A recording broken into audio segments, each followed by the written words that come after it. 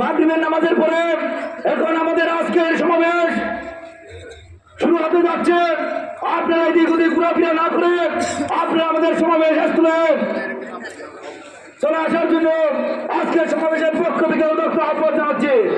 আপনারা জানেন আজকের সমাবেশের প্রধান অতিথি হিসেবে আমাদের মাঝে উপস্থিত আছেন চট্টগ্রাম দক্ষিণ জেলা বিএনপির আহ্বায়ক কমিটির সাবেক সিনিয়র সদস্য, সাতকানিয়া উপজেলা বিএনপির সাবেক সাধারণ সম্পাদক, 25 হাসিনা বিরোধী আন্দোলনের অগ্রনায়ক, সাতকানিয়া লোহাগড়ার অভিসংবাদিত নেতা জননেতা জনাব মুজিবুর রহমান মুজিব ভাই, জনাব মুজিবুর রহমান মুজিব ভাই।